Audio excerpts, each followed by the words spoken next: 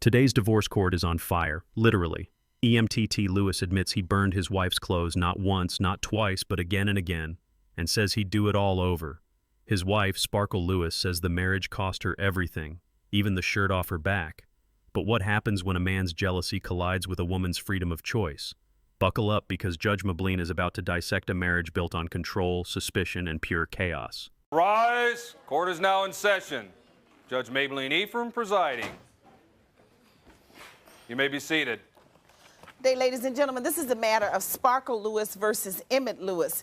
And Mrs. Lewis, I'm advised that you're seeking a divorce and you're asking the court to award you some money for your husband destroying your clothing. Is that right? Yes. And tell me what that was all about. Well, he complained about me wearing sexy clothes, and that's something I like to do. When I met him, I had on sexy clothes. What's sexy clothes? Like Daisy Dukes and I was covered up, but I had on Daisy Dukes little skirts. Daisy Dukes, you mean those shorts with the shorts all the way up your behind? No, they weren't and that short. your They were like showing? up to here. No, they weren't showing. Oh. No, so you I was wore covered that? up. Yes. I'm glad you didn't wear it into my courtroom. Okay, what else? He tricked me into having sex with him. Tricked you into having sex? Tricked me into having sex with him so he could tear my clothes off of me. How did your husband trick you into having sex? He called me into the bedroom and said, let's have sex. And I had on a dress, which wasn't revealing or nothing. He tore it off of me and then laughed at me. Okay, and so now you want him to replace it? Yes, all of my things. He tried to set my clothes on fire. Tried to set your clothes on fire? How did he do that? Yes, he tried to set my clothes on fire. He took some lighter fluid, poured it on my clothes. Then he ran out of lighter fluid, so he didn't have enough to start a fire with it. Then he tried to set them on fire. The things that I paid for, that I bought with my money. So your husband's controlling what you wear? Yes. And how you dress? Yes. And you don't think he has any right to do that? No, because I don't tell him what to wear and how to dress either. I sure did, Your Honor. You sure did what? I burnt her clothes, I cut them up, and I would do it again and again and again. You think so, huh? Yes, ma'am. And what makes you think you have the right to burn her clothes, cut them up, and to do it again and again and again? The reason why I think I have that right, because she was my wife, she carried my last name. In our little town we lived in, I was a well-respectable person, I'm well-known. That's his problem right there. Hold on a second, let me hear this. I'm a well-respectable person, I'm well-known, and she's wearing little halter tops that show her clean. You can see her, she's well-endowed. She really wear those, and then she wear little Daisy Duke that she bent over. You can see all the china. That's a lie. See all the china. All the china. That's a lie. That is a lie. And so how long have you been married to this woman? Now this right here is classic courtroom irony. EMTT claims to be a well-respected man, but in the same breath admits to torching his wife's wardrobe. Let's pause that. Respect and destruction don't walk hand in hand. He's trying to defend his ego by disguising it as morality. But does public image ever justify crossing into someone's personal freedom?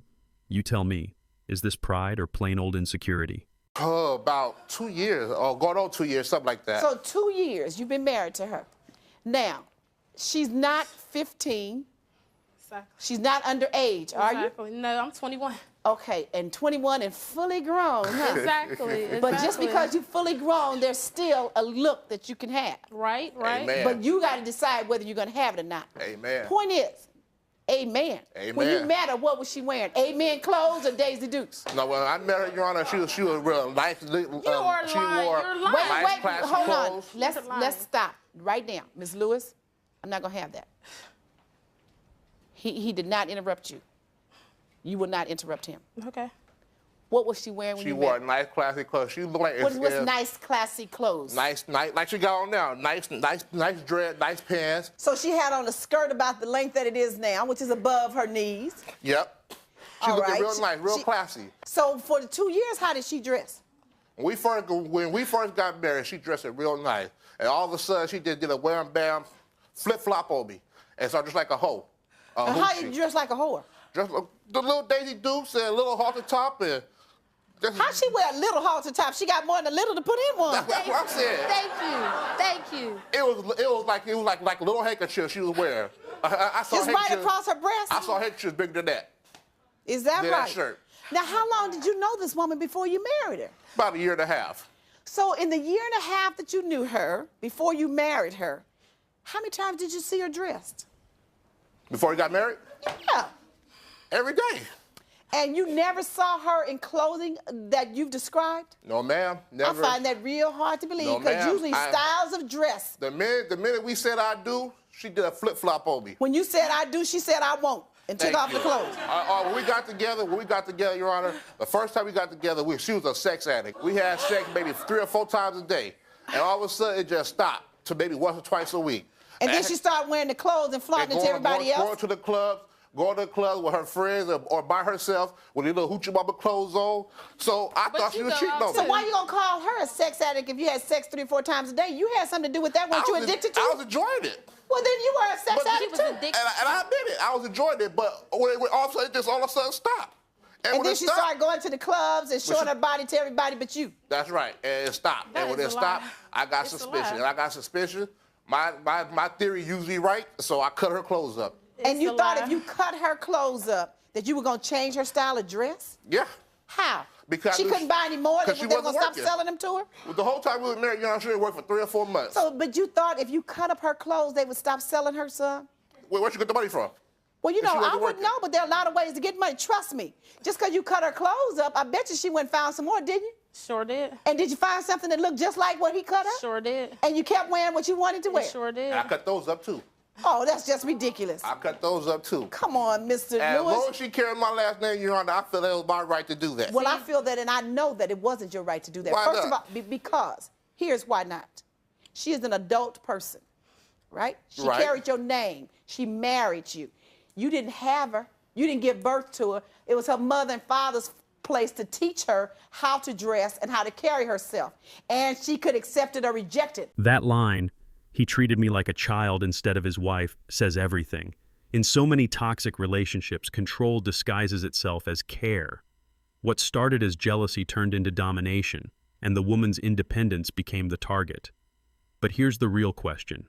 At what point does "I love you" turn into "I own you"? Have you ever seen someone lose themselves in a relationship like this? But after she becomes an adult, she decides how she wants to wear her clothing and what parts of her body she wants to display. That's her character. Okay. Your character is different. You can't control what she wears, how she wears it, and when she wears it. It is not your right.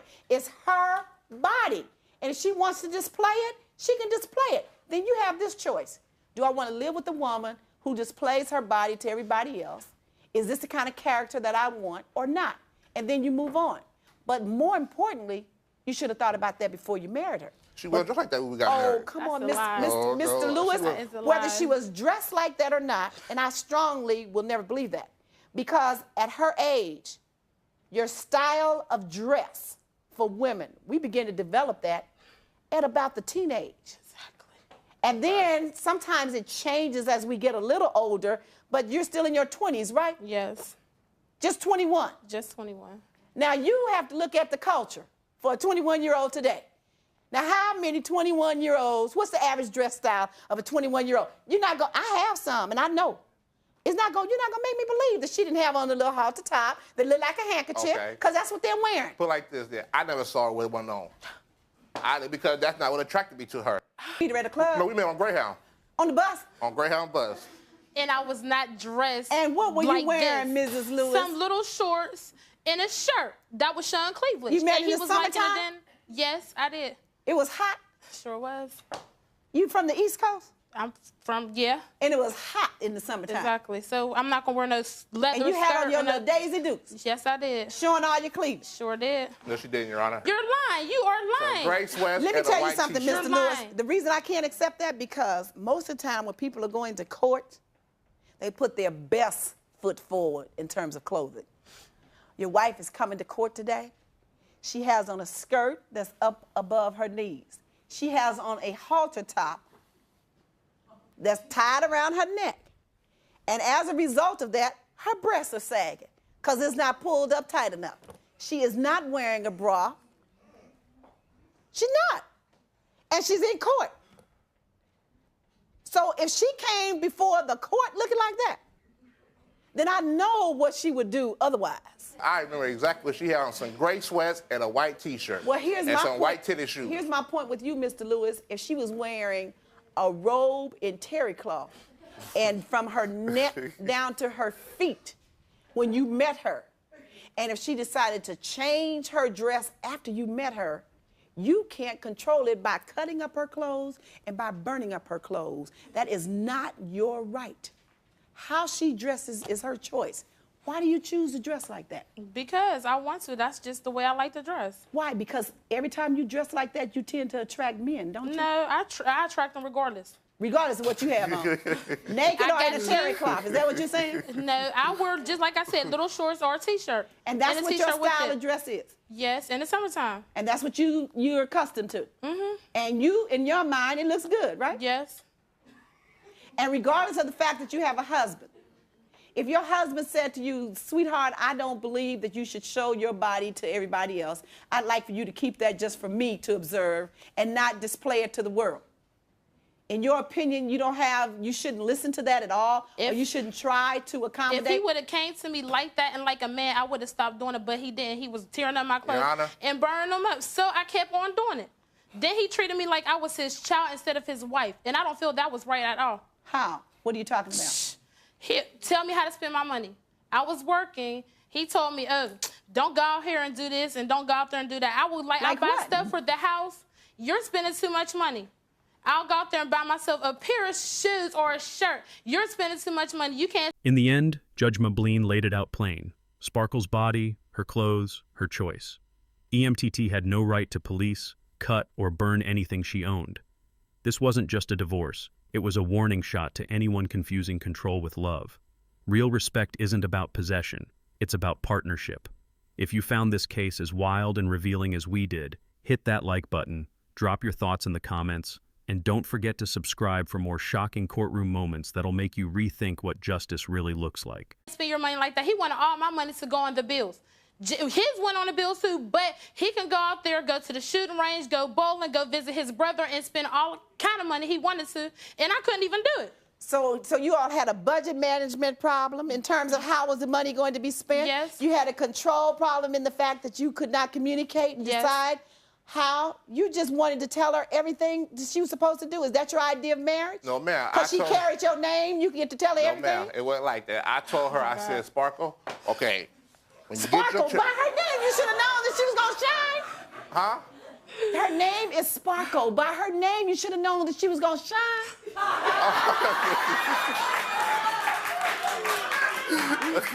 What did you expect? Okay. I told her, I said, when you get your check, because when we got together, we first got married, me and her lived with my father. She cried and complained about getting her own place. So I went out there, got 2 jobs. I scuffled, I hustled to get us our own place. You were working one job. I told job. her, I said, Sparkle, that man want his money. You said what? That landlord want his money. Right. When you get your check, like if her check was $100, $140, I said, okay, put the $100 in the bank, and the $40 you can do whatever you want to do with it. She wanted to cry and complain about getting some shoes and get her hair done, her nails done. I had the same shoes on for 2 years. If I make a sacrifice, why you can't? I gave her 3 options, Your Honor. What's that? I said, Sparkle said she didn't want to work because she was lazy. All she did is sit at home, watch soap operas all day. When I go to work, she's on the couch. I come home, she's on the couch. Same position, no clothes on, just looking. She's waiting for you. I'm sorry? She's waiting for you to continue that hot, heavy sexual romance that you started with. It all stopped by there. I gave her 3 options. I said, Sparkle, since you don't want to work, since you just want to be lazy, you can either go to school, get an education, go get a job, or go get your son and be a mother to your son. So it sounded like this whole marriage was one of parenting. You being her parent. I had to teach her. She wasn't. I had to educate her. Teach me. So you had to teach her. Yeah, I had to teach her how to be a good wife. She know how to be a good wife. I was trying to educate her on the values of being a good woman. So it sounds like what you were trying to do, and unfortunately, is you didn't have enough money, so you had to stretch your money and make ends meet. That's right. You were trying to tell her that you take your $40 is all we can afford for you to spend on yourself, because we're not making enough money to do those other things. That's right. And you and she had a conflict about that. That's right, a major conflict. Because Miss Lewis wasn't used to that, right? No. She wanted to go to the movies, go see this movie, go see that movie. Mr. Lewis, you know, what I'm hearing is that the 2 of you married. You didn't add up the consequences of marriage. You didn't think about what that really means. You're living at home with your father. Now, instead of teaching her, you should have been teaching yourself. Scrub. How to take care of yourself. Scrub. That's what and before you married her, you probably should have had a job and your own place. And before you married him, you should have realized that it was going to be tight. That you were not going. This right here isn't just about clothes, it's about control. Burning your partner's property out of jealousy isn't just disrespectful, it's destruction of personal freedom. The court's not just hearing about lost fabric, they're seeing a pattern of domination, insecurity, and retaliation. And notice Sparkle's reaction. She's not intimidated, she's frustrated. You can feel years of resentment boiling over in that one moment. This is where Judge patience starts wearing thin. She's asking me to make you pay for those clothing that you destroyed. I don't feel like I had to pay. I don't feel like it. I feel like it because it was your right, because she was carrying your name, and you could cut up her clothes if you wanted to, and burn them too. If I get at her 200, whatever she asked for that month from them clothes, all she gonna do is go buy some more Hoochie Mama clothes. Tell me something, Mr. Lewis. If she decided that she didn't want you in a shirt and tie, even though you think it's appropriate dress, if she decided that she didn't like you in shirt and ties, that she wanted you in boxer shorts and a T-shirt, and she decided, I'm going to burn your shirt and tie because I don't like it. It's corny to me. It's not sexy. It's not revealing. I want my man to dress sexy just like me. Okay. Would you think that she would have the right to do that? If we was in the house, then yeah, she had the right to do that. But now, I feel... She would have the right to burn your shirt and tie. No, not burn my clothes out. No, because I bought my own clothes. She said she bought her. No, she had no job. Before I met you, I had my clothes. Before I met you, I had my clothes. Be careful, Miss West. Be careful. Don't get to move your arms too much because I don't want to see anything. Amen. Okay? I don't want to see it. She was not working. How was she buying her clothes? Stop. I just want you to make sure you keep your arms closed because it's not sexy to me at all. And I don't want to see it. Okay? But my point is this. When you marry, the person is already an adult. She has been raised by her parents. She has established her set of values, whatever they may be. Quite frankly, I agree with your ideas. But the point is, she has every right to decide what she's going to put on her body, just as you do. And you have absolutely no right to burn her clothes, to rip her clothes, to destroy them. That's not going to change her. So now you need to repay her, and you will repay her for her sexy clothes that you destroyed and you ripped up. What's the value of them? $220. Now, how can she just give value on some clothes that was a year and a half ago? You know how she can? Because you shouldn't have ever torn them up in the first place, and you shouldn't have ever ripped them up. And then you wouldn't have to worry about what the value of it was. The point is, it really had, I don't care. The values are really unimportant. The point I want you to understand before you move on to the next woman, and you will decide, not only will I rip her clothes and burn them, I may rip her and burn her if she doesn't do what I want her to do and the way I want it to happen. It's not funny, because that conduct is indicative of more violent behavior when you're trying to control what a person does. It starts on that level. I burn the clothes. I rip the clothes. The next time, I hit her in the face. The next time, I beat her. The next time, I shoot her, because I want her to do and to look like I want her to look. That's where it begins. You can't afford that. No, you're right. All right? So now, that's unimportant. That's why you're going to pay for it, so you can understand clearly that you can't do that. It's a price that you have to pay.